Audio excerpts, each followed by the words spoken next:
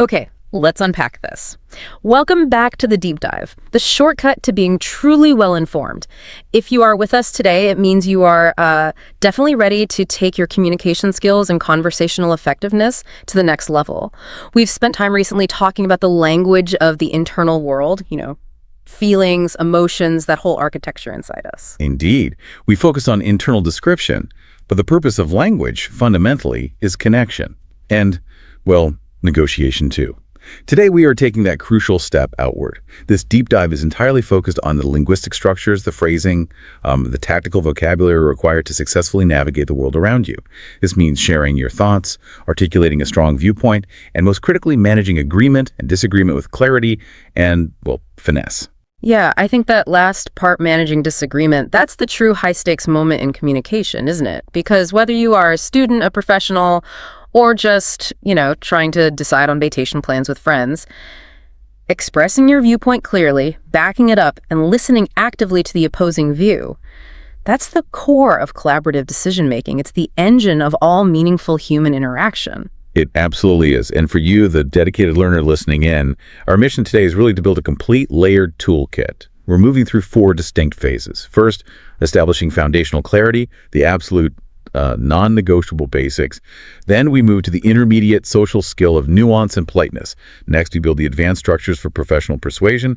And finally, we will discuss the proficient level idioms and essential cultural intelligence. That is a clear roadmap. And by the end of this deep dive, you should be able to tailor your language instantly. Whether you need to deliver, say, a strong, structured proposal in the boardroom, or have a gentle, collaborative discussion over coffee. So let's start at the absolute beginning, with the ground floor of communication. Right, the foundational toolkit. This is all about establishing the absolute baseline for the simple, clear communication of your perspective. If this step is muddy or unclear, honestly, any advanced rhetorical move will probably fail. Clarity first, always. Right, and clarity begins with the invitation, doesn't it? If I have a new idea, say a proposal for a new project, and I want to bring you into the discussion, how do I signal that I am now seeking your subjective input? Well, the universal and most direct invitation, the one that signals respect and sort of opens the door, is, what do you think? Or perhaps slightly more specifically, what do you think about this? It is an explicit, simple request for perspective. It's the linguistic starting gun, really, for any debate or collaboration. Simple, direct, and crucially, not aggressive. Okay. So once that opinion is on the table, we face the 2 binary pillars of response: alignment or opposition. Okay, let's use a very basic claim. If I assert the fastest way to learn a new programming language is by building small, practical projects, and you hold that exact same view, the core foundational response for agreement is simply, I agree. Or, if you need that slight conversational pause or confirmation, yes, I agree. The simple structure instantly communicates congruence. There's, no doubt about where you stand. And we often rush past the importance of I agree. It's not just filler. It is an active signal of shared reality. Yeah. Let's make it tangible.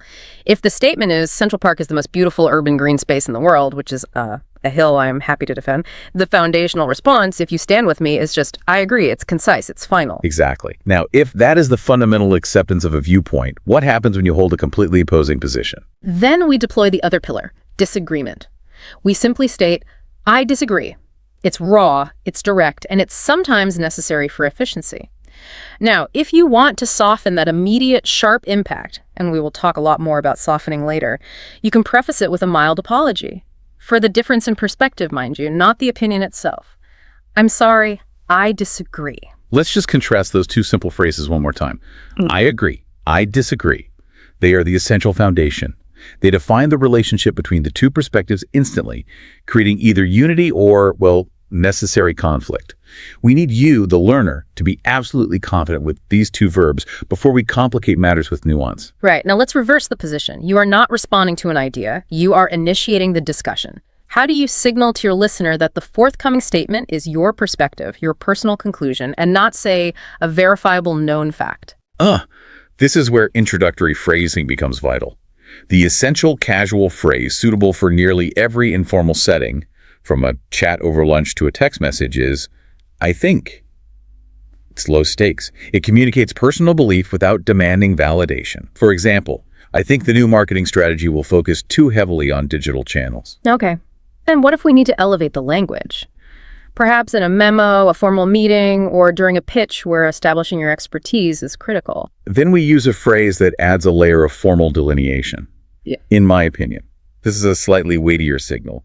By using the word opinion, you are explicitly stating that what follows is subjective, stemming from your own analysis, judgment, or informed belief. You might say, in my opinion, the quarterly sales report clearly indicates we need to pivot our focus to emerging markets. It clearly marks your subjective view. That distinction between the low stakes, I think, and the more declarative, in my opinion, is key for setting the right tone. One is conversational, the other feels more structured. Exactly. And now we have the complete structure for foundational interaction. The invitation, what do you think? The initiation, I think, in my opinion. And the two fundamental responses, I agree, I disagree. Let's quickly demonstrate how quickly this functions in real time. We'll discuss something low stakes, like the best era of filmmaking. Okay, I'm ready. Lay it on me. All right. In my opinion, the 1970s was the undisputed golden age of Hollywood because of the sheer artistic freedom afforded to young directors. What do you think about that assessment? That's a strong claim. I disagree. I think the pre-code era, the early 1930s, represents a much more artistically adventurous time. Before the censorship rules really came into play. Interesting. I think you might be right about the artistic adventure, but maybe not the overall quality. What about the quality of the acting during the 70s? I think the level of naturalism in performance peaked then. Okay. On the acting quality, I agree. That era produced some truly unparalleled screen performances. Yeah, you see, that brief exchange used all 5 of our core tools. Asking the question, stating an opinion, using both formal, in my opinion, and informal, I think, phrasing, and utilizing the binary pillars of agreement and disagreement. The entire foundational architecture is built right there. And this is where the learner gains immediate participation confidence. They now have the most essential language needed to jump into any discussion.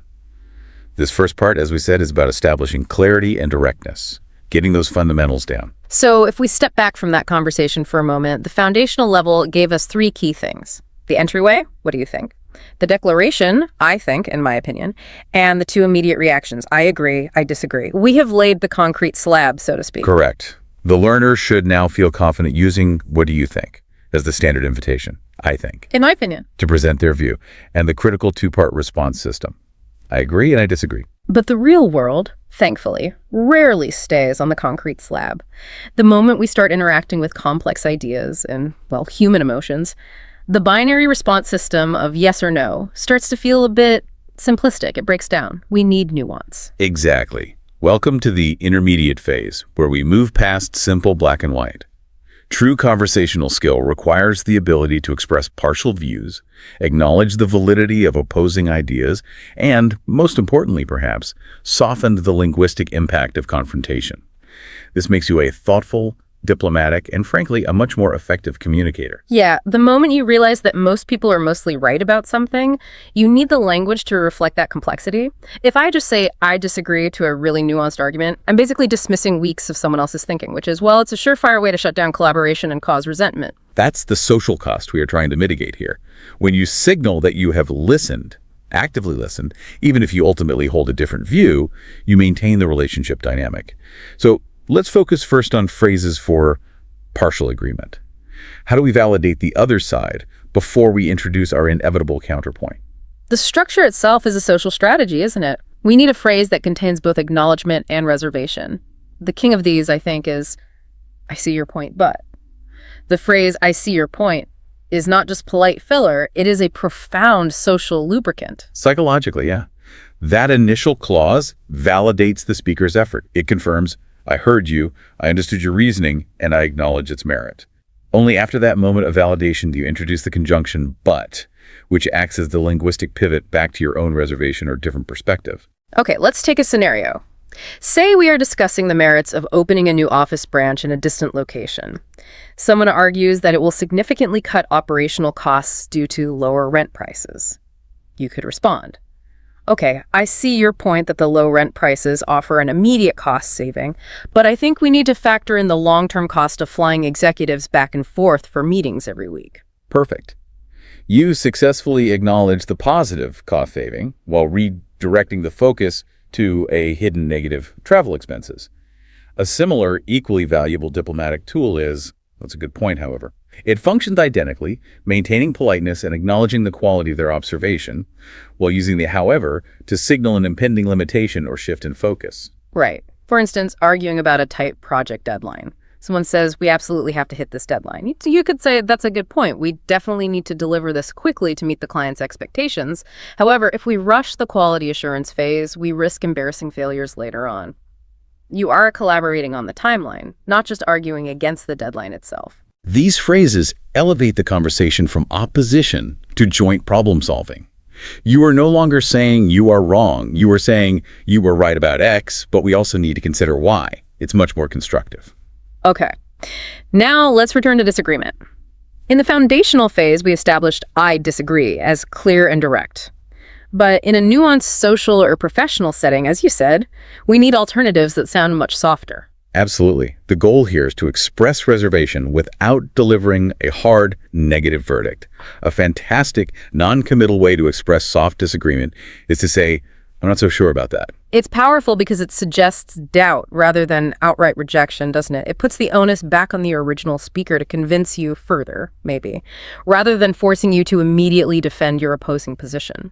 If a colleague suggests we automate a customer service function immediately, you could respond, I'm not so sure about that. I think we need to test that chatbot algorithm with a few key accounts first to ensure accuracy before we, roll it out citywide. That is effective diplomacy. It buys time, it shows caution. And the other crucial softener, especially prevalent in cultures that value politeness, and we will definitely discuss this more in part 4, is the phrase that uses a structure of mild apology. I'm afraid I disagree. Tell us more about the psychology of that afraid. It sounds a bit strange, maybe. It does if you take it literally, but the I'm afraid acts as a profound social buffer. It doesn't mean you're terrified. It means you are mildly apologetic for the inconvenience or awkwardness that your differing opinion introduces.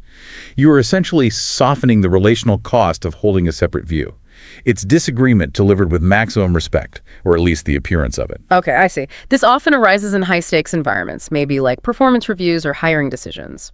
If someone praises a candidate who you believe is inadequate, countering with, well, I'm afraid I disagree because I feel their lack of international experience makes them ill-suited for this global role, that maintains professional respect while clearly stating your reservations. Precisely. Now, we arrive at perhaps the most crucial linguistic element of this entire deep dive. It underpins every successful argument, really, from this intermediate level onward. The power of because. We mentioned it briefly earlier, but we need to stop and give this word the gravity it deserves. Why is the why so much more important than the what in opinion sharing? Because without it, your disagreement is merely an expression of ego or, personal preference. When you introduce because, you instantly transform a conflict of personalities into a shared investigation of reasoning. You are not just saying, I hate that idea. You are saying, I hold a different conclusion because my data set or my interpretation or my experience is different from yours. It invites the other person into your thinking process, which is the definition of true collaboration, really. Think about the difference between these two statements. I think we should hire candidate X, full stop, flat, unhelpful, versus I think we should hire candidate X because their previous employer confirmed they successfully managed a team through a similar merger situation, which is our immediate need. Exactly. The second statement is inherently more persuasive and more interesting. It provides a logical foundation. It allows the other person to critique your premise. Maybe the reference check wasn't thorough. Or your logic, is the merger experience really relevant? Rather than just attacking your conclusion. And crucially, using because makes you a stronger critical thinker yourself, right? It forces you to actually articulate the justification for your own beliefs, transforming vague intuition into concrete argumentation. It is the linguistic tool that enforces intellectual discipline. Absolutely. Let's apply all these intermediate tools to a complex hypothetical scenario. Let's discuss the idea of implementing a 4-day work week in a highly demanding corporate environment. Okay. I'll argue for the 4-day week first. I think the immense boost in employee morale and the documented increase in deep focus productivity on the remaining 4 days makes the transition absolutely worthwhile. Okay, that's a compelling case. I see your point that increased morale is a key factor in retention, definitely. But I'm afraid I disagree with the universal application of this policy right now. I think because our operational structure requires continuous client-facing support, we would immediately face challenges in maintaining service continuity, even with rotating schedules, perhaps. Okay, that's a valid operational critique. That's a good point. Client continuity is non-negotiable for us. However, couldn't we solve that problem through technology? I think we could automate routine tasks using AI, because that would free up human employees to focus only on high-value, non-routine client interactions, making the 4-day week viable, perhaps. Now you've used the language of validation and pivoting beautifully. I agree with that part, that technology could be the solution. Because you framed it that way, focusing on the how, I can now see how we might move forward collaboratively, not just a flat no. That right there is the moment of collaborative creation, isn't it? We moved from initial opposition, I disagree, to joint idea building. How could we make this work? Facilitated entirely by phrases like, I see your point, but that's a good point, however. I'm afraid I disagree. And the constant deployment of because. This is the intermediate social skill mastered. So to summarize the huge step we just took, we moved beyond binary. We are now using the diplomatic structures. I see your point, but... And that's a good point, however, to validate the listener first. We've learned to soften disagreement with, I'm not so sure about that, and I'm afraid I disagree. And most importantly, we learned that every worthwhile opinion, every reasoned disagreement requires the essential justification word. Because by adding the why, we turn potential confrontation into exploration. With that nuanced understanding hopefully cemented, we are ready to move into this strategic architecture required for advanced professional persuasion. Okay, this is the phase where we stop talking about, casual chat and start talking about building a case, a professional presentation, a detailed report, maybe an academic defense. When you have 3, 4, or 5 interconnected points supporting your view, your structure and sequencing become your greatest allies. It's not just what you say, but how you order it. Exactly. A powerful argument is not just a collection of true facts. It's an orchestrated flow of logic. The listener must be guided through your reasoning process efficiently. And this demands clear sequencing words, signposting. Right. We need language that acts like an effective navigational system, GPS for your argument.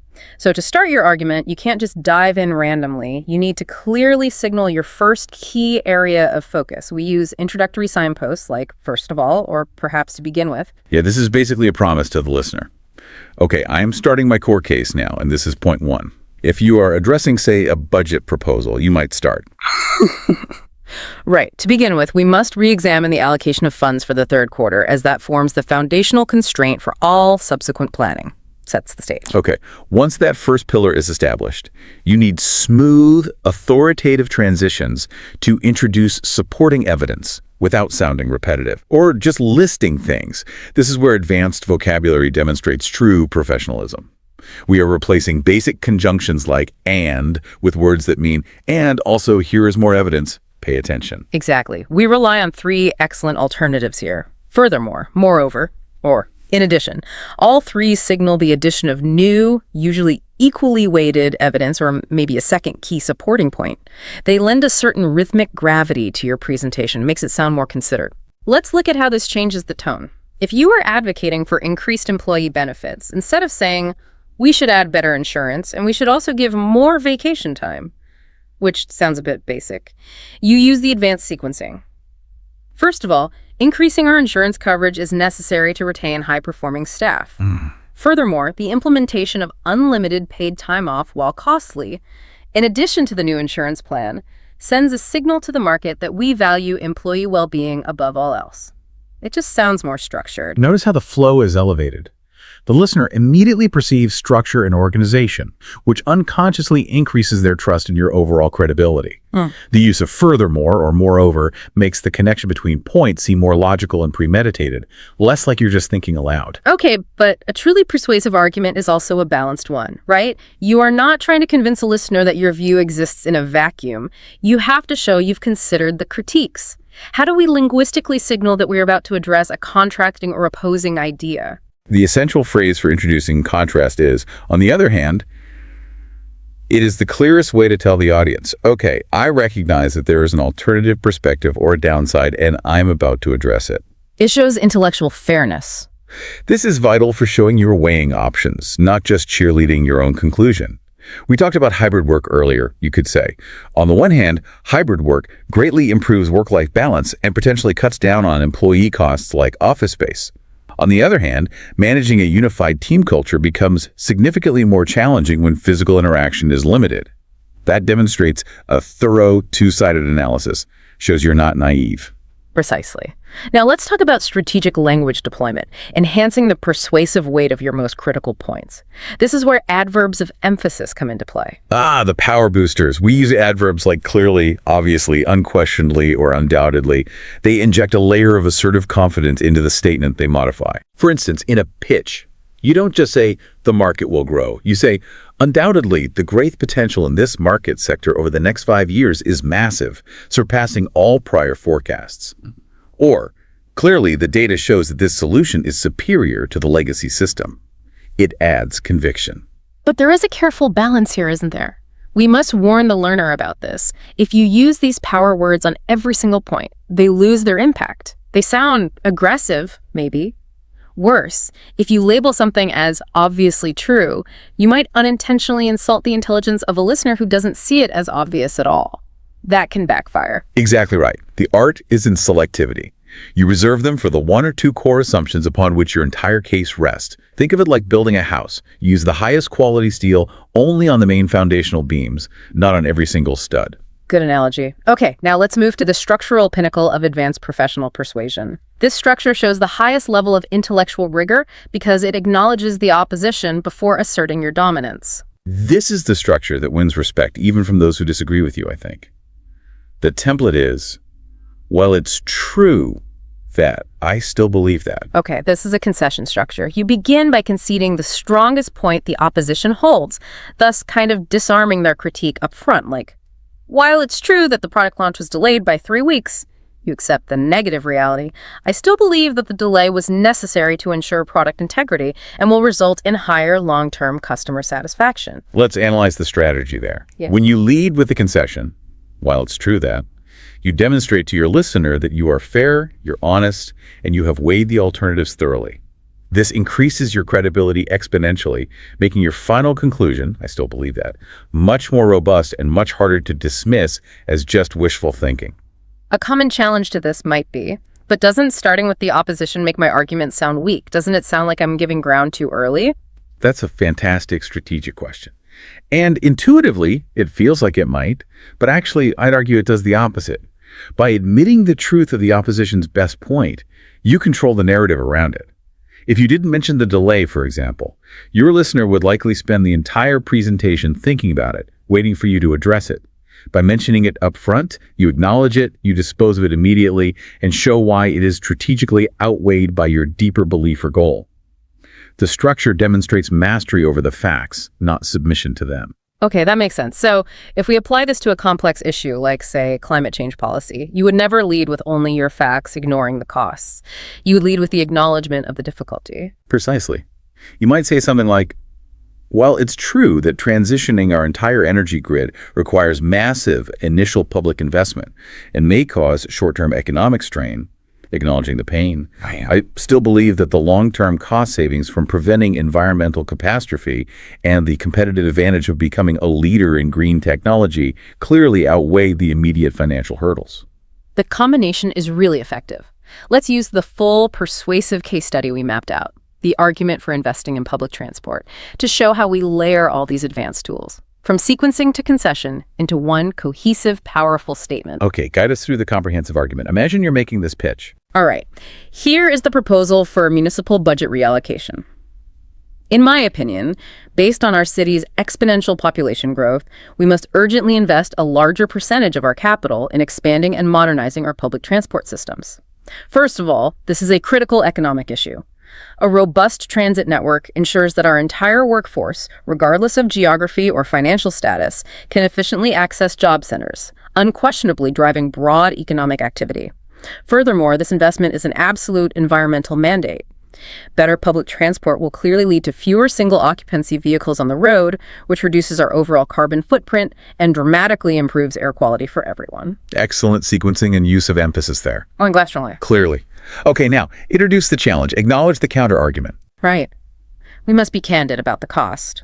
On the other hand, many critics correctly point out that these massive infrastructure projects carry astronomical price tags and often lead to years of construction disruption and inconvenience for the public. That's true. While it's true that the initial capital expenditure and public disruption are significant and uncomfortable hurdles, I still believe that the long-term economic, environmental, and public health dividends clearly and unquestionably outweigh the initial short-term discomfort and costs. The long-term gain is worth the pain. That is the structural definition of advanced communication. You have used sequencing, first of all. Furthermore, contrast, on the other hand, concession, well, it's true that, and emphasis, clearly, unquestionably, to build the fortress around your conclusion. The learner should now feel equipped to organize their thoughts strategically, not just express them one by one. So, to quickly recap the structures of persuasion, we organize points using, first of all, furthermore, and moreover, we introduce opposing views with, on the other hand, and we master the ultimate persuasive move, the balanced concession. Well, it's true that. I still believe that. Integration of these tools moves you from simply having an opinion to conducting a strategic argument. Now, for our final, most subtle layer, the layer of native flair and the critical cultural context. Okay, this is the level of proficiency that truly separates the articulate speaker from the sort of native level communicator. We're moving away from rigid structures a bit and discussing the color, the intuition, and the unwritten rules of communication. Let's start with those colorful idioms. They add so much flavor. They do. Idioms are crucial because they offer linguistic shortcuts that convey complex ideas quickly and often vividly. The perfect one for when you are completely undecided about a choice is to be on the fence. It's such a brilliant visual analogy, isn't it? You are literally sitting on the fence that separates two opposing fields, or two gardens, or two choices. You are equidistant from both. You haven't committed your weight to either side yet. Exactly. The term instantly communicates internal conflict or indecision to a native listener. You might hear this. Are you going to support the new corporate policy, or are you joining the opposition? And the reply, honestly, I'm still on the fence. The environmental impact report isn't finalized, and I need to see those numbers before I choose a side on this proposal. Yeah, it's more sophisticated than just saying, I don't know. It implies a state of active, reasoned deliberation. Okay.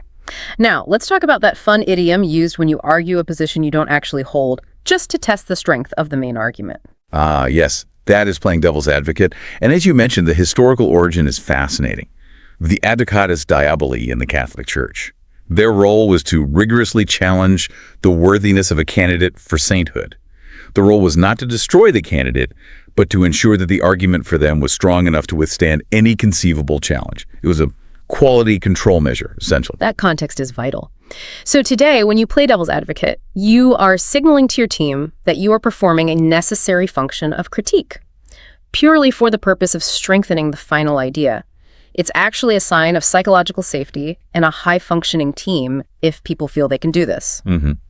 It allows you to raise uncomfortable but necessary critiques without owning the negative position permanently. You can say something like, look, I know we're all excited about launching this product next month, but let me play devil's advocate for a minute. What happens if our primary competitor launches an identical product at a lower price point a week before us? How do we mitigate that risk? It prompts proactive thinking. Good one. All right, now let's transition from linguistic flair to one of the most important concepts for intellectual maturity. The openness to actually change your mind. Right. We spent all of part 3 discussing how to persuade others. But the mark of a true proficient speaker, and maybe just a mature thinker, is the willingness to allow oneself to be persuaded by a superior argument. This concept is called intellectual humility. Explain that concept in detail. Why is intellectual humility so difficult? And why is it so important in these discussions? Well, humility generally is understanding your own limitations. Intellectual humility is the profound acceptance that your current knowledge, your current beliefs, and even your strongest opinions are always provisional. They're temporary. They are based on the best information you have today, but you must remain open, genuinely open, to new evidence that may prove you fundamentally wrong, or at least partially wrong. That runs counter to human nature, doesn't it? Our ego tends to fight against being wrong. We experience confirmation bias. We actively prefer to seek out information that validates what we already believe. It feels safer. Exactly. Intellectual humility requires confronting that ego, recognizing those psychological barriers to admitting we might be wrong, and actively cultivating a belief that the pursuit of truth, or the best solution is more valuable than being personally correct all the time. It is the direct opposite of dogmatism or being closed-minded. So what does intellectual humility look like in practice, linguistically? It's not enough to simply change your mind silently. You often need to use language that reinforces the strength of the persuasion, acknowledging the other person's point. Yes. When you concede, you use declarative phrases that celebrate the process and the argument, not just the outcome. Instead of just sort of giving in quietly, you might say clearly, "You've convinced me." Or even more powerfully, something like, "That's a very convincing point. I hadn't considered the long-term tax implications that way before." Oh, that second phrase is incredible. It specifically identifies the point that successfully changed your mind, that reinforces the quality of the other person's argument and demonstrates that you were truly listening, not just waiting your turn to speak. That builds immense trust, I'd imagine. That demonstration of true listening, followed by acknowledgement, is probably the highest form of respect you can show in a disagreement. And that brings us, finally, to the single most important aspect of proficiency for a global learner: cultural nuance in disagreement. Right, because the rules we have discussed for disagreement, especially the softened phrasing from Part 2, are not globally universal at all. The rules change dramatically based on how a culture views conflict and social harmony. This is absolutely crucial for anyone interacting internationally, whether for business or friendship. We need to distinguish clearly between direct communication cultures and indirect communication cultures. Okay, let's start with the direct ones. Where might we find those? Indirect communication cultures, often prevalent in places like Germany, the Netherlands, Israel. Sometimes parts of North America disagreement is generally seen as frank, professional, and honest. The primary goal is clarity and efficiency of the message. If a colleague says, "I disagree with that approach because the technical specifications are incomplete," it is usually not taken as a personal attack. It is simply a technical statement of difference, aimed at finding the best solution. They prioritize the message's content over the immediate relational dynamic, generally speaking. The expectation is that both parties can handle direct critique without emotional friction, or at least they should be able to.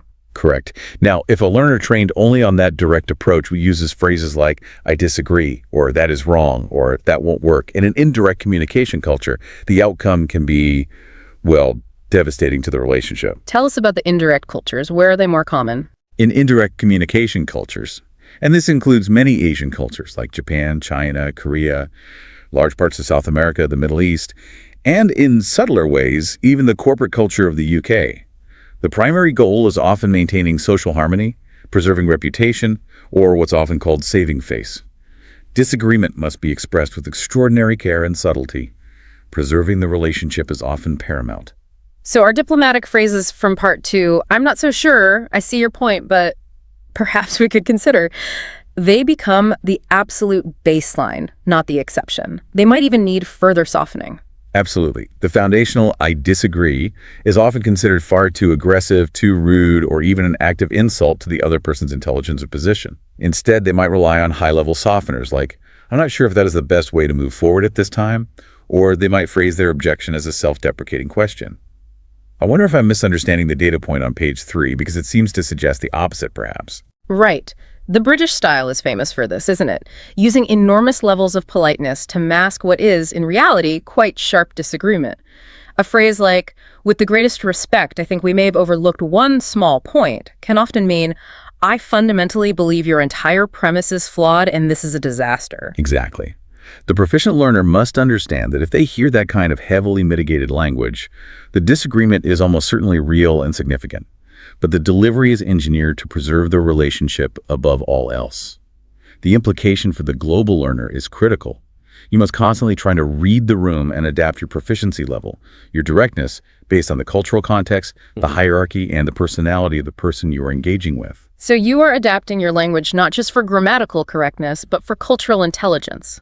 What is considered honest and efficient in Berlin might be considered deeply offensive and disruptive in Tokyo. This is the final, highest hurdle of communication mastery, isn't it? It really is. Mastering the language of viewpoint expression isn't just about knowing the structures. It's about knowing when to use which structure and how to tailor them to the specific social environment to achieve the best, most productive outcome. Wow. This has been an incredibly comprehensive journey. We've moved from simple clarity all the way through the complexities of social etiquette, persuasion, and international communication. #outro. Let's take one final quick walk through the landscape we covered just to reinforce the tools you now possess. Okay. We started with the foundational level, ensuring absolute clarity and asking the question, what do you think? And using the binary pillars of I agree and I disagree, the basics. We then elevated to the intermediate level, focusing on social finesse. We introduced the strategic necessity of I see your point, but to validate first. And we mastered soft disagreement with I'm afraid I disagree, all underpinned by the absolute power of explaining why using because. From there, we soared into the advanced level of structural persuasion. Yeah. We learned how to organize complex cases using sequencing, first of all, furthermore, and how to demonstrate strategic balance using the ultimate persuasive structure. Well, it's true that, I still believe that. And finally, at the proficient level, we embrace the color of native English with idioms like on the fence or playing devil's advocate, cultivated intellectual humility by practicing concessive phrases like you've convinced me. And crucially, establish the critical importance of adapting our communication style based on whether we are dealing with a direct or indirect culture. The journey has really been about realizing that the language of opinion is a layered art form. Our goal today was never just to arm you to win every discussion. Our goal was to equip you for the art of productive conversation, allowing you to share your ideas with confidence, truly understand where others are coming from, and maybe collaborate to forge a better idea than either of you started with. That ability to move seamlessly between those four levels, from directness to nuance to structure to cultural awareness, is what transforms a speaker from merely grammatically correct to highly effective and ultimately deeply respected. We sincerely hope this deep dive has equipped you with the confidence and the specific structures you need for your next high-stakes conversation, or even just your next chat over coffee. And as you reflect on everything we've covered, we leave you with one final provocative thought to consider in your daily interactions. Next time you prepare to offer a viewpoint, maybe take just a moment to reflect on the difference between being merely correct in your opinion and being persuasive and respectful in your delivery. Which outcome truly serves your long-term goals? Think about that carefully. Thank you for joining us for this deep dive into the language of viewpoints. We'll see you next time. Until then, take care. Welcome back to the Deep Dive. We are here to really break down complexity and, well, give you the shortest possible path to mastering knowledge. That's the goal. And today, we're doing something I think is incredibly valuable. We're undertaking, let's call it a deep forensic analysis of high-impact communication. That's right. And our mission today, it really covers arguably the most valuable skill set in, the modern professional landscape, persuasion. I mean, whether you're leading a team or selling a vision or, yes, even just trying to get everyone to agree on next year's strategy, how you structure and deliver your argument, well, that really determines your success, doesn't it? It absolutely does. And we're tackling this by going straight to, well, a masterclass example. We're using a deconstruction of one of the most viewed, most successful talks ever. Sir Ken Robinson's Do Schools Kill Creativity? Oh, classic. Exactly. Our source material basically dissects that presentation, and it identifies the exact linguistic choices, the structural choices that turned what was, a relatively simple idea into this global phenomenon. And our goal here is to essentially hand you a clear kind of 4-stage roadmap. We want to move you from the absolute foundational structure, the basics, all the way up through advanced techniques like storytelling, and then finally to those proficient delivery techniques that really separate a good speaker from a truly unforgettable one. I like thinking of it as the architectural blueprint for influence. You can't just scatter brilliant ideas around randomly. You need those load-bearing walls, a strong foundation. So let's stop just admiring the finished building, as it were, and start with the essential structural core. Let's talk about the skeleton of any great speech. Okay, so this foundational level, it's really about engineering 2 key things: immediate capture and sustained guidance. Capture and guidance. Okay. Yeah, because if you fail to capture their attention right at the start, well, everything else you say is basically wasted effort. Right. But then, even if you do capture them, if you fail to guide them clearly through your argument, they'll just get lost. They'll become cognitively exhausted and mentally check out. Okay, let's unpack that first bit then, immediate capture. The structural element that really dictates whether the audience gives you the next, say, 20 minutes of their life. No. That's the hook, isn't it? The opening. Absolutely. And especially now, this age of constant content, rapid consumption. You've got maybe 5-10 seconds tops to make them sit up, pause whatever else they were thinking about, and actually lean in. That time pressure is so key. And it's exactly why a really generic opening like, hello, I'm here today to talk about X. It's just a guaranteed way to lose people immediately. Yeah, instant tune out. Right. A powerful hook is specifically designed to create immediate cognitive dissonance, something that challenges them, or a strong sense of connection. And our source material, it helpfully outlines 3 kind of universally effective types of hooks that achieve this. Okay, what's the first one? The first type is the surprising statistic. Ah, okay. Data. Yeah, but surprising data. This works because you hit the audience with information that fundamentally shatters their current perception of reality, or at least challenges it strongly. Okay. It instantly establishes the scope of the issue you're discussing, and crucially, the urgency of the problem. So it's not just any statistic. No. The surprise element is like a shockwave. So if you're talking about, say, the future of work, you don't start with a fact they already know, like, oh, automation is increasing. That's boring. Right, we know that. Exactly. You start with something unexpected, like within the next 5 years, 40% of all white-collar tasks previously thought totally safe will be algorithmically optimized. Wow, okay. That gets attention. Right. It forces them into this kind of intellectual scramble. They immediately start recalculating their own mental models, which means, crucially, they're fully present with you.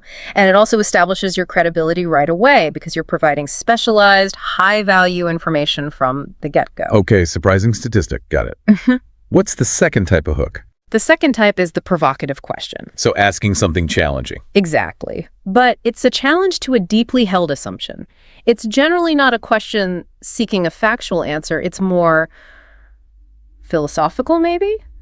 By asking it, you make the audience active participants right away. They're sort of internally forced to start formulating their own answer even before you present yours. Can you give an example of how that might work? Sure. Imagine you're arguing for restructuring a company's hierarchy. Instead of just launching into your proposal, you could ask something like, is our current organizational structure genuinely designed to maximize the speed of communication, or is it actually just reinforcing historical power dynamics? Ooh, okay. That's pointed. Right. That kind of question forces every executive in that room to look at the familiar org chart in a completely different way. They instantly shift from just passively listening to being intellectually engaged, trying to defend or justify their current assumptions in their own head. So it makes them part of the problem-solving process, mentally at least. Exactly. They're primed for your argument. Okay, so surprising stat, provocative question, and the third type. This is the one Sir Ken Robinson used, right? Yes, and it's one that's incredibly effective, especially for building rapport quickly. The very funny story or humor. Right. Now, this isn't just about, warming up the crowd with a cheap laugh, is it? Yeah. There's more to it. Oh, absolutely. Humor disarms. When people laugh together, their actual physiological state shifts. They relax, physically relax, and they feel this sort of shared friendly experience with you, the speaker. Connection. Precisely. Sir Ken's talk, as you know, famously starts with this series of witty, quite self-deprecating observations and little anecdotes. And what that does is it moves the whole atmosphere away from feeling like a formal, maybe intimidating lecture. Yeah. And brings it into a much more conversational, inviting space. And the thing is, once the audience likes you, even just a little bit, they're much more willing to listen openly to your more challenging or complex ideas later on. So if you can make them laugh genuinely in, say, the first 30 seconds. You've basically bought yourself a significant amount of trust and goodwill. It's a powerful shortcut to connection. That makes a lot of sense. Okay, so we've hooked them, they're leaning in, they're listening. Now we move into the main body of the speech. And you said this is where the foundation needs to be really robust, especially if the ideas are complex. The structure needs to be simple. Exactly. This brings us to something called signposting language. Now, I have to admit, sometimes I worry that phrases like, my first point is, or secondly, sound incredibly wooden, almost robotic. How does a speaker use signposting effectively while still maintaining that conversational, engaging tone they just worked hard to build with the hook? That's an excellent point, and it's a necessary challenge to address. Because signposting isn't about being robotic, it's about being relentlessly transparent with your audience. Transparent. Okay. Think of signposting as fulfilling the function of, say, a table of contents, a chapter title, and maybe even a running header in a book all at once, but verbally. When you use signposting effectively, you drastically reduce the audience's cognitive load. Cognitive load, meaning how hard their brains have to work just to follow along. Precisely. They don't have to waste mental energy trying to figure out where you are in the overall argument. They can then focus, 100% of their attention on the content of your argument, on the substance. So it's about making the road really obvious, not just laying down the pavement and hoping they find their way. That's a great analogy, precisely. And there are really 3 key types of signposting that proficient speakers use almost instinctively. Okay, what are they? First, there's the preview signpost. This usually comes early on, right after the hook, maybe, something like. So today, we're going to cover 3 key issues. First, the scope of the problem, then the resources needed, and finally, the proposed timeline. Sets expectations. Okay, tells them what's coming. The roadmap. Exactly. Second, you need transitional signposts. These are the little bridges you use between your main points, for example. Okay, now that we've established the scope, this brings me directly to the critical issue of resources. So it signals you're moving from point A to point B. Right. And the third type, What's the third? it's the summary signpost. And this one is actually often overlooked, but it's really useful. After you've made a particularly dense or complex point, you just briefly summarize it before moving on. Like a mini recap. Exactly, something like. So in essence, what the data confirms is that the trend is accelerating much faster than we thought. Now, given that reality, we absolutely must turn our attention to the timeline, see? That gentle recap helps the audience's brain kind of neatly file away the last piece of information before it has to prepare for the next one. That makes sense. It's like closing one drawer before opening the next. This layered approach preview, transition, summary, it really allows the speaker to cover potentially quite complex stuff without just overwhelming the listener. Definitely. And using those classic phrases the source material highlighted, even the simple ones like, there are 3 reasons why this is important, or this brings me to my next idea. When used as part of this broader strategy, they don't sound wooden. They sound helpful. They provide clarity. Exactly. And a speaker who uses that kind of transparent structure, they project control and confidence, which in turn reinforces their authority on the subject. People trust speakers who seem organized. Okay. And finally, for this foundational level, we arrive at the third pillar, the conclusion. You said earlier a strong conclusion needs to do 2 things, summarize and provide closure. We can't just let the speech kind of fizzle out, can we? Absolutely not. The conclusion is your final act of advocacy. It's your last chance to make your point stick. Yes, it must consolidate the core message, that quick, satisfying summary of your main arguments. But its real power often lies in the final momentum it provides, and that usually comes from the call to action. Right, the call to action. Tell us a bit more about the different types. Does it always have to be, go out and sign this petition or buy my product? Not at all. That's just one type. A call to action is simply telling the audience very clearly what they should do or think about next, based on everything you've just said. We can sort of categorize them. There's the physical call to action, which is that explicit request you mentioned. Email your representatives, invest in this new strategy, try this technique tomorrow. Very direct. That's straightforward. What else? Then there's the more subtle, but often actually more powerful, intellectual call to action. Okay, how does that work? This is used when your primary goal as a speaker is to change someone's perception or understanding rather than mandating an immediate physical task. Sir Ken Robinson's conclusion, for example, isn't really about go change your school's curriculum tomorrow morning. No, it's bigger than that. Right. It's more about demanding that the audience re-examine their fundamental assumptions about intelligence, about creativity, about education itself. It's essentially asking them to think differently about the children in their lives, about the systems we've built. So it's asking them to carry the idea away with them and let it percolate. Precisely. And the third type is what you might call the emotional call to action. This is where the final sentence isn't really a command or even a direct intellectual challenge, but rather a powerful, maybe elevated and highly memorable final statement. Like a lasting impression. Exactly. Something that encapsulates the entire argument emotionally and echoes long after the audience has left the room. Ideally, it should be quotable. It should feel profound. It leaves this lasting emotional fingerprint on their minds. Okay, so wrapping up the foundation then. You absolutely need a hook for immediate attention grab, clear signposting for transparent guidance throughout the body, and then a strong conclusion that summarizes and demands some kind of response, whether that response is physical action, intellectual reevaluation, or that lasting emotional resonance. That is the essential architecture. Get that right, and you have a solid structure. Without it, even the most brilliant content can just collapse. All right, we've laid the groundwork. The skeleton is in place. Now, You said we start adding the linguistic tools, the muscles, as it were, that make the arguments stickier, more convincing, and maybe better able to overcome audience resistance. This is the intermediate level of mastery. Exactly. This is where we move beyond just transmitting information and really start engineering influence. And the first essential tool here is the strategic use of the rhetorical question. Rhetorical questions. Yeah. I often hear speakers use these, but sometimes, honestly, it feels a bit clumsy, almost like they're asking the audience a test question they're not supposed to answer.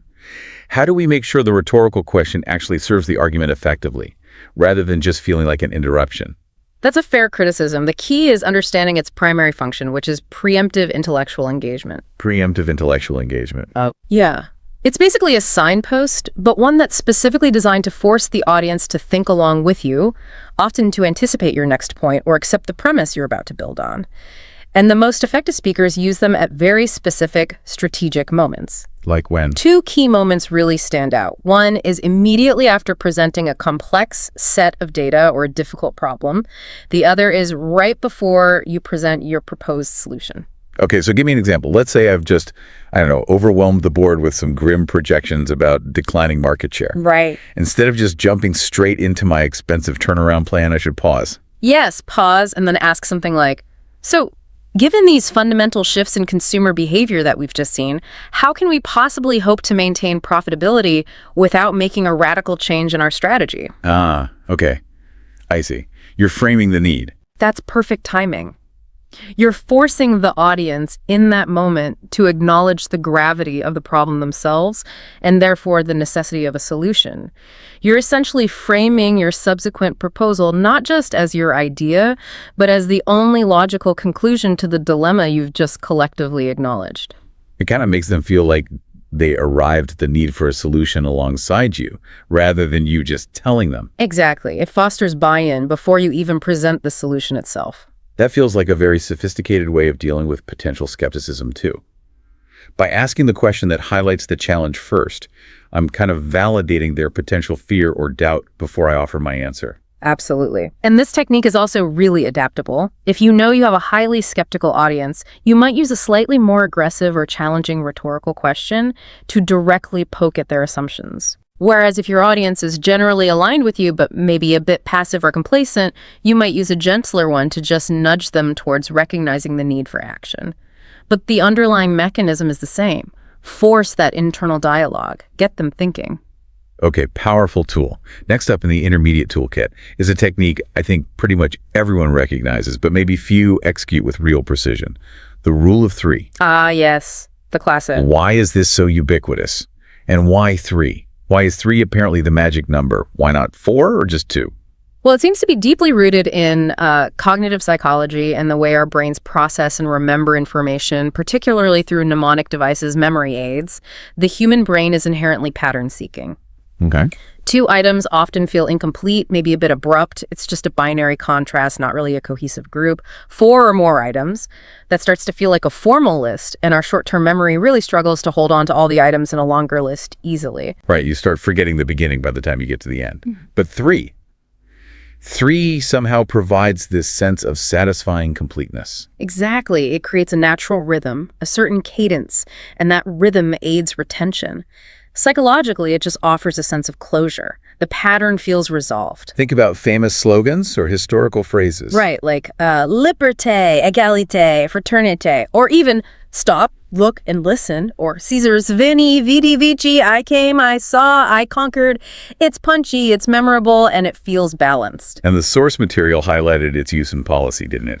Something like, we need a system that is fair, effective, and affordable. Yes, that's a perfect example. Notice the impact. Now, if the speaker had added, say, a 4th quality like, we need a system that is fair, effective, affordable, and flexible, somehow the energy of the statement seems to dissipate a bit across those last 2 concepts. It doesn't land as hard. Exactly right. The power of 3 is partly that the listener subconsciously knows when the statement is concluding. That allows the final word, the 3rd item, to land with maximum impact. It's where, efficiency of language meets our brain's neurological preference for pattern recognition. So practical advice. When you're structuring a core argument, say for a pitch or a proposal, always try to package the key benefits or the main challenges or perhaps the steps in your solution into groups of 3. It's a really good rule of thumb. It makes your key points inherently more quotable, more memorable, and much easier for your listener to recall and relay to others later on. That transferability of the message, making it easy for others to repeat, that's actually a huge benefit, isn't it? Massive. Okay. Our third intermediate tool shifts focus a bit, moving more towards connection, building audience rapport. This gets away from just intellectual tools and into more emotional ones, specifically using the strategic deployment of the words we and you. Yes. The fundamental goal here is to try and transform the presentation from what could feel like a one-way download of information at the audience Right.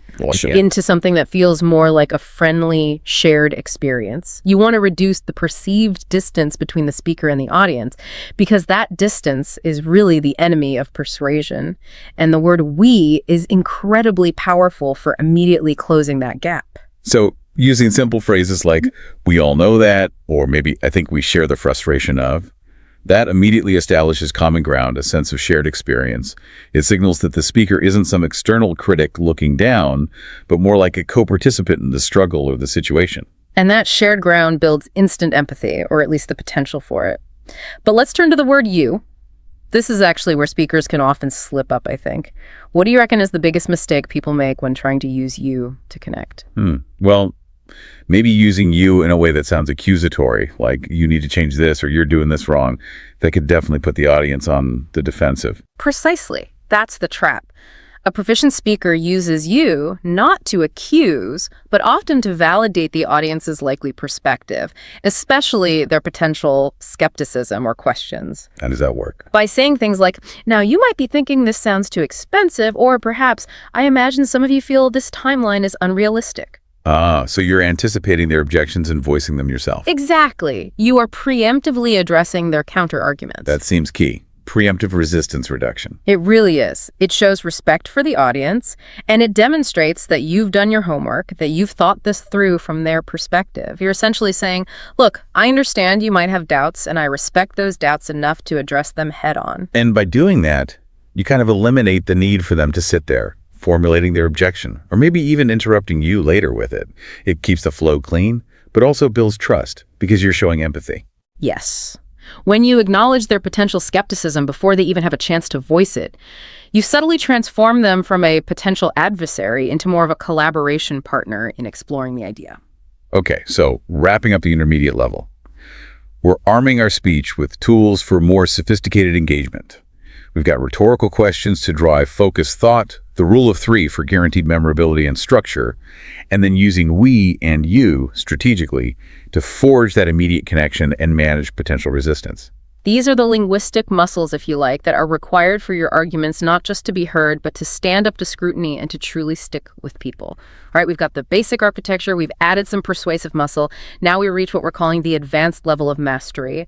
And this involves deploying arguably the single most powerful tool we have for translating abstract ideas into concrete, relatable human experiences. Storytelling. Storytelling. Okay. Why, fundamentally, is a story often so much more powerful, so much more impactful for creating a lasting impression compared to, say, just presenting a compelling statistic? We're always told to use data, use evidence, but why does the human brain seem to just latch onto anecdotes? It's fascinating, isn't it? It really comes down to how our brains are wired. Data, statistics, they primarily engage the cerebral cortex, the part of the brain responsible for logical, rational analysis. Okay. A story, however, especially a well-told one, engages much more of the brain. It taps into the limbic system, which is the seat of our emotions, and also activates the parts of the brain responsible for memory consolidation and visualization. When we hear a compelling narrative, our brains actually react almost as if we are experiencing the events ourselves. So our mirror neurons might be firing, we're simulating the experience. Exactly. Neurolinguistically speaking, we process narrative far more deeply and remember it far more vividly than we do abstract facts or figures. So facts might tell us something, but stories let us feel it, they create an experience, and it's the experiences that we really remember. Absolutely. And in this context, when we talk about storytelling in a speech, we often mean using an anecdote, Okay. which is typically a short, often personal, emotional, resonant story that's used very specifically to illustrate a central point you're making. It's not just filler, it's not just entertainment, it's illustrative evidence, but wrapped in emotion. Okay. And the gold standard example for this, the one the source material really focuses on, is that incredible story Sir Ken Robinson tells the story of Gillian Lynne, the choreographer. Yes. Let's maybe deconstruct the structure of that anecdote, because it really is a masterclass in narrative efficiency, isn't it? He tells it so well, so concisely. It's meticulous. It follows classic dramatic principles, almost like a mini play, designed for maximum emotional arc in the minimum amount of time. He starts with the setup. Gillian, a young girl who we later learn is the future choreographer of huge hits like Cats and Phantom of the Opera, is introduced in a state of conflict. She can't sit still in school. She's fidgeting, disruptive. Right, so this immediately creates tension. We have a problem, a relatable problem for many parents or teachers. The tension then escalates through the conflict. The teachers, operating within the rigid, traditional school system of the time, interpret her behavior as a symptom of a learning disorder, perhaps ADHD, fundamentally a medical problem that needs fixing. And this raises the stakes significantly, doesn't it? We start to empathize with this young child who's facing this potentially life-altering systemic threat. Definitely. And this then leads to the climax preparation. Her mother, naturally concerned, takes her to see a doctor, a specialist, for an assessment. And notice the language he uses here, too. You mentioned the source highlighting his pacing. Yes, the source points out how he uses very simple, strong verbs, mostly in the simple past tense. Her mother took her. The doctor left her. The language is incredibly clear, it's linear, it's devoid of any unnecessary jargon or embellishment.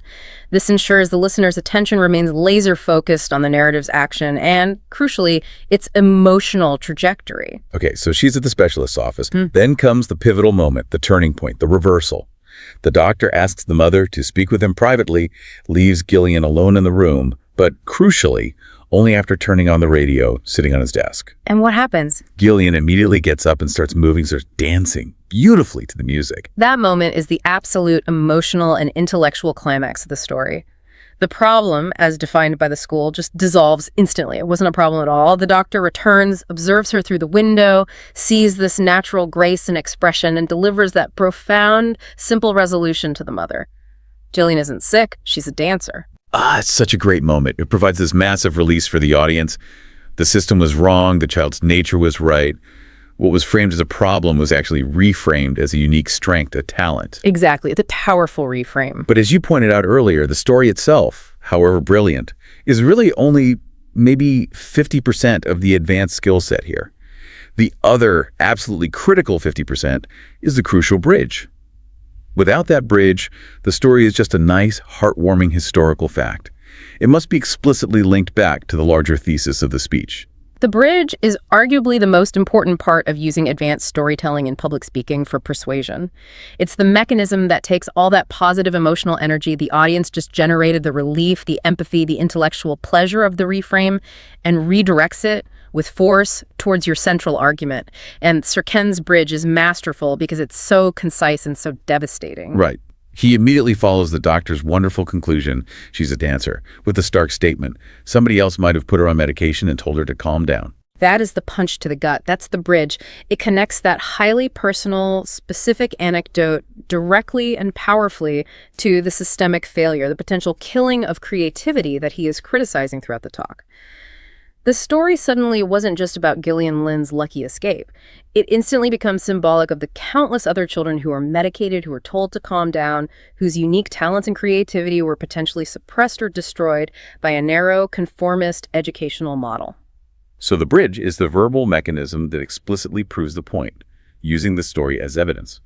If your story is about, say, successful innovation against the odds, your bridge must clearly link the personal success of that protagonist back to the systemic need for the change or the investment you are proposing. Absolutely. If the story is just entertaining or touching, but you fail to build that clear, strong bridge back to your core message, the audience might remember the nice story, but they forget why you told it. They forget its function as proof, and only remember the entertainment value.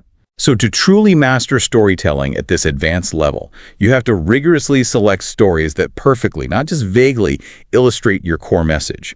You need to structure them effectively for maximum emotional arc. using clear, simple language. And then, most importantly, you must execute a clear, compelling bridge that directs all that generated emotional power squarely towards achieving your persuasive goal. That really is the essence of advanced communication mastery through narrative. Okay, so we have the foundational structure, the what. We have the intermediate persuasive language, the tools. We have the advanced emotional vehicle, the story. We now move to the final proficient level, delivery. This is that crucial layer of mastery where the exact same words, even if perfectly written and structured, can be made utterly unforgettable or, frankly, instantly forgotten based entirely on how they are delivered. This is it. This is the mastery of the nonverbal communication, what you might call the music behind the words. And honestly, if you fail at this level, all that careful preparatory work we've discussed, the structure, the language, the story, it can all just collapse. It won't land. Right. Let's start with mastering tone of voice. We're talking about pitch, volume, rhythm, timbre, what linguists sometimes call prosody. Why is variation in these elements so absolutely essential for keeping an audience engaged? Well, fundamentally, monotony is the enemy of attention. Our brains are wired to notice change. Variation in prosody and the sound of your voice acts as a powerful signal. It indicates importance, it conveys emotion, it keeps the listener alert.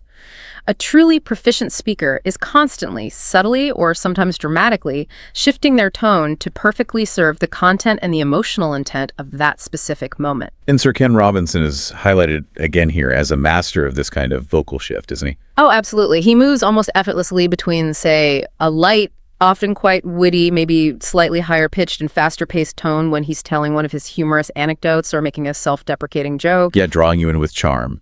Exactly. And then, almost without warning, he can shift. His voice drops in pitch, becomes deeper, more serious, slower, and carries this real weight of passion when he's discussing the profound moral stakes involved in the education system, or the potential we're wasting.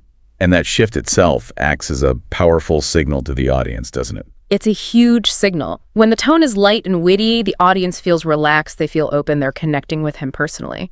Then when he deliberately lowers his voice, increases that vocal gravity, maybe slows the pace down just slightly, the audience knows instinctively, okay, pay attention now, this is the core message, this is the profound, important argument.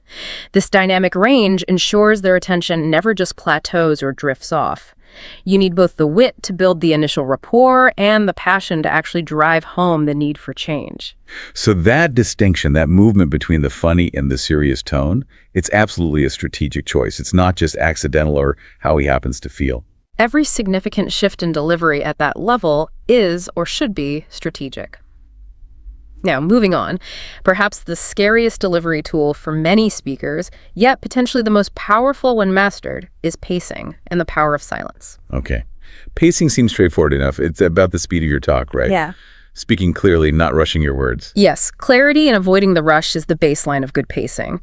But the real mastery, the proficient level, comes in understanding and utilizing silence. The pause. That's where incredible power lies. Pauses are terrifying, though. I think most nervous speakers feel this incredible compulsion to just fill every single second with sound. Silence feels like failure. It feels like failure, but it's actually the opposite. Silence is like a vacuum that the audience's brain instinctively rushes to fill.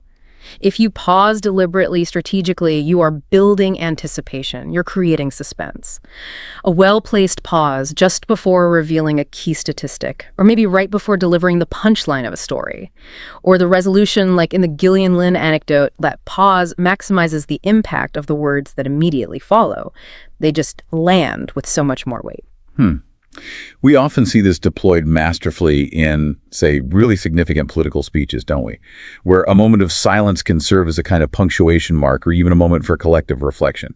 The speaker uses the pause to almost force the audience to stop, mentally process the weight of the statement they just heard, and prepare themselves for what's coming next. Precisely. For instance, if you're presenting a really groundbreaking, perhaps quite controversial idea, you deliver the core of the idea clearly and then you pause. You just hold the silence, maybe for 2, even 3 seconds. It might feel like an eternity to you as the speaker. Yeah. But for the audience, that pause allows the significance or the controversy of what you just said to actually resonate. It forces every person in that room to quickly formulate their own initial judgment or reaction. And because of that processing time, that profound point embeds itself much deeper into their memory than if you had simply hurried on past it to the next sentence. Silence, when used correctly, is literally the sound of the audience thinking and processing. Okay. Powerful. Finally, for this proficient level, we turn to the visual aspect, body language and nonverbal cues. This is the visual architecture of your presence on stage, sometimes called stage presence. What should the proficient speaker be doing physically to support their message? At this level, everything you do physically must convey confidence, openness, and connection. A speaker who stands rigidly behind a lectern, gripping it for dear life, looks fearful, even if their words are bold and confident. Right. The body betrays the nerves. Exactly. A proficient speaker, in contrast, tends to utilize the entire stage space available to them. Moving around naturally demonstrates comfort, command, and ownership of that space. Now, our source material emphasizes moving around the stage. But presumably, that movement can't just be random pacing back and forth, right? That would be distracting. Absolutely not. The movement should always feel purposeful, not just nervous energy. Some really skilled speakers even use physical space metaphorically. How so? For instance, they might consistently stand on, say, the left side of the stage when discussing the past problems or the challenges, and then deliberately move across to the right side of the stage when they transition to discussing the future solution or the positive vision. It's subtle, but that spatial cue can unconsciously help the audience track the progression of your argument. Interesting, like physical signposting. And what about gestures? We often see speakers doing, weird things with their hands or flailing them aimlessly. Yeah. Gestures are crucial, but tricky. They must be used to emphasize your key points, not distract from them. Generally, open palm gestures tend to convey inclusion, honesty, and openness. Large, more sweeping gestures can be used effectively to emphasize magnitude or scale. The market opportunity is this big. Whereas precise, smaller, maybe more intricate gestures can help emphasize nuanced or complex details you're explaining.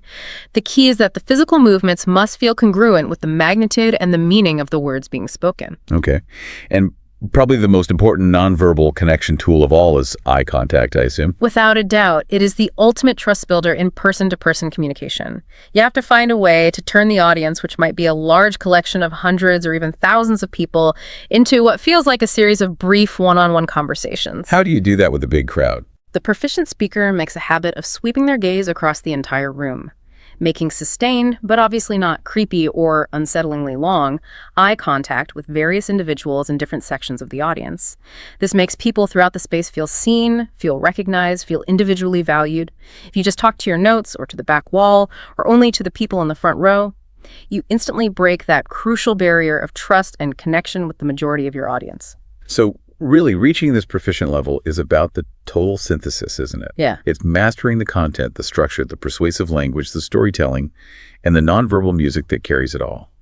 It means you're so comfortable and prepared with your material that you can fully leverage your body and your voice to amplify the message, turning what could be a dry presentation into a compelling performance of passion, clarity, and connection. That's it, exactly. It means becoming truly charismatic. And charisma, I think, is often best defined simply as the ability to make other people feel genuinely heard, seen, and moved by what you say. And a huge part of achieving that comes directly from mastering your tone, your pacing, your pauses, and your physical presence. #tag outro. Wow. Okay, so we have really journeyed through the 4 distinct levels of public speaking mastery today, using Sir Ken Robinson's legendary presentation as our detailed blueprint. Hopefully, this framework gives you a clear path to move beyond just the basics and towards truly high-impact communication. Yeah, let's just quickly synthesize that roadmap one last time for you. We began with the foundation back in part 1. Establishing that non-negotiable architecture, the immediate hook, using a statistic, a question, or humor, the transparent signposting language, making sure to preview, transition, and summarize, and finishing with a memorable conclusion that includes a clear physical, intellectual, or emotional call to action. Right. Then we moved up and added the intermediate persuasive muscles in part 2, exploring the strategic use of rhetorical questions to drive audience thought, harnessing the powerful retention effect of the rule of 3, and building that critical rapport by skillfully employing inclusive we and anticipatory you language. From there, we reached the advanced level in part 3, focusing entirely on the power of storytelling. We analyzed how well-chosen anecdotes create deep emotional connection, and we deconstructed the meticulous narrative structure of that brilliant Gillian Lynn's story, really emphasizing the absolute necessity of the crucial bridge that links the personal experience firmly back to the systemic core message of your speech. And finally, just now in part 4, we arrived at the proficient level by dissecting the elements of masterful delivery.